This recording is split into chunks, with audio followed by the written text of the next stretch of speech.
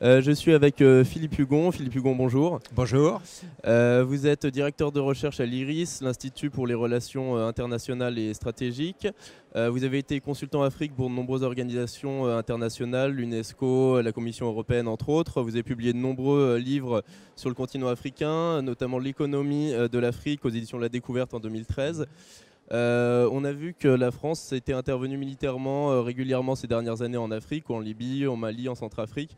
Et à chaque fois, on a des critiques qui reviennent sur la posture coloniale de la France, sur des interventions qui seraient finalement là pour servir ses intérêts politiques et économiques. Est-ce que vous pensez que ces critiques sont encore aujourd'hui légitimes, ou est-ce que c'est plutôt de la rhétorique un peu archaïque? Écoutez, moi je dirais que c'est quand même plutôt de la rhétorique archaïque dans la mesure où les conditions ont fortement changé. D'abord, quand la France intervient, elle le fait à la demande des États. Donc elle a une intervention qui est légitimée d'un point de vue politique. D'autre part, elle le fait toujours avec un mandat des Nations Unies et du Conseil de sécurité.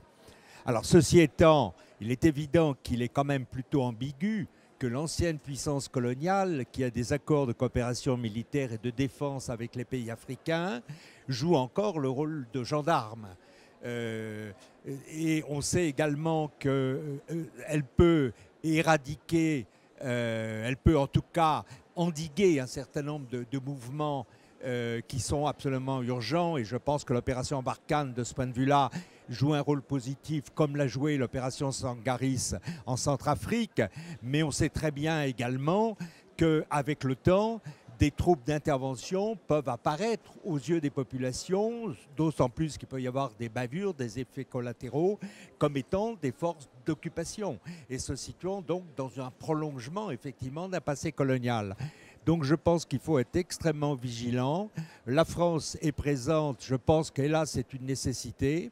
Il faut impérativement un relais africain, impérativement un relais européen, impérativement un relais des forces multilatérales et évidemment une recomposition des forces armées, des forces de police, des forces de gendarmerie nationale. La France intervient à court terme. Si elle doit rester à long terme, on aura des effets extrêmement néfastes qui apparaîtront. Donc il faut être vigilant, mais je ne crois pas qu'on puisse aujourd'hui parler d'une posture néocoloniale. D'accord. Et alors, au-delà de l'État français, de son armée, on a aussi notamment un grand projet en Afrique de l'Ouest, qui est le projet Blue Line, qui est un projet de construction d'un chemin de fer de 3000 km, un projet à 2,5 milliards d'euros. Et ce projet, il est porté par un certain Vincent Bolloré, industriel français. Est-ce que vous pensez que c'est le signe finalement que la France-Afrique, ça continue, ou est-ce que c'est plutôt un épiphénomène dont il ne faudrait pas tirer de conclusion générale? Non, moi je ne crois pas qu'il faille exagérer. C'est un projet très important. C'est un projet important économiquement, mais aussi géopolitiquement parce qu'il contourne le Nigeria. Donc là, on est effectivement dans un jeu Afrique francophone versus Afrique anglophone. Mais ce projet provient d'un des 5 opérateurs français qui a continué d'investir massivement en Afrique et qui a cru en l'Afrique, à côté de Bouygues, à côté de Total, à côté de Vinci, à côté de France Télécom Orange, pour prendre les plus gros. Et donc, c'est plutôt dans la continuité d'une activité de Bolloré que véritablement dans un signe de renouveau d'une présence française forte, puisque globalement, la France a perdu beaucoup de positions, notamment depuis 2000. Et donc, il y a quelques grands groupes qui, effectivement, pensent que l'Afrique est un devenir économique, mais le réseau de PME françaises, l'ensemble des investisseurs français ne sont pas sur la même longueur d'onde. Et globalement, depuis 2000, la France a perdu par rapport à ses concurrents à peu près la moitié des parts de marché. Elle a maintenu en valeur ses marchés parce que le commerce extérieur de l'Afrique a augmenté, mais elle a perdu en valeur relative la moitié des parts de marché. Donc on ne peut pas dire que ça soit un investissement massif, mais le projet de Bolloré est un projet intéressant. Il n'est pas totalement sûr qu'il se réalise. Il y a quand même des difficultés de montage. D'accord. Et alors, une dernière question. On voit que l'Afrique augmente beaucoup ses relations, notamment économiques, avec des pays comme la Chine, aussi un peu avec le Brésil.